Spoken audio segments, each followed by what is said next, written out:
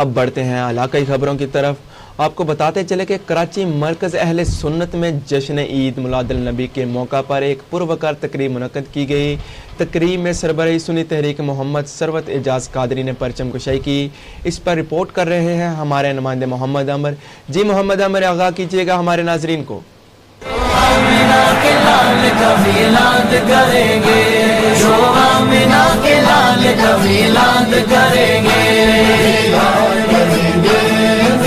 بالکل جشن عید المناد النبی کے پر بار کی طرح مرکز اہل سنت میں بھی جشن عید المناد النبی کی تقریب کا اہتمام کیا گیا۔ تقریب میں سربراہ سنی تحریک محمد ثروت اعجاز قادری نے پرچم کشائی کی۔ اس موقع پر میڈیا ذرائع ابلاغ کے نمائندوں سے گفتگو کرتے ہوئے سربراہ سنی تحریک محمد ثروت اعجاز قادری نے کہا کہ اعوذ باللہ من الشیطان الرجیم، بسم اللہ الرحمن الرحیم، اللہم صلی علی سیدنا و مولانا محمد و علی سیدنا و مولانا محمد و بارک وسلم علیہ۔ سب سے پہلے میں آپ کے تبسط سے آپ کے تمام چینلوں کے تمام صحافی بھائیوں کا ممنون مشکور کہ آپ یہاں تشریف لائے، اور آپ کے تبسط سے یہاں پہ تمام تاجر برادری، ڈاکٹر، ہمارے ہر شعبے کے لوگ یہاں پر موجود ہیں، ان کی طرف سے تمام عالم اسلام کو جشن عید المیلاد النبی شریف کی خوشیاں مبارک ہو۔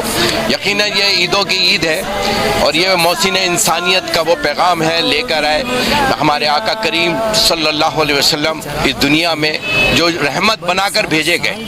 اگر پاکستان ہے تو ہماری سیاست ہے، پاکستان ہے تو ہمارا کاروبار ہے، پاکستان ہے تو ہماری نسل زندہ ہے۔ ہمیں اس پاکستان کو بچانے کے لیے آگے بڑھ کر کام کرنا ہوگا، اور انشاءاللہ تعالی 8 اکتوبر کو 11 ربیع الاول شریف ہے، جو کہ ایک عظیم و شان ریلی ہے جو کہ ڈاکخانہ سے شروع ہوگی، اور جس کا اختتام کھارادر چھٹن شاہ رحمۃ اللہ علیہ کے مزار پر ہوگا۔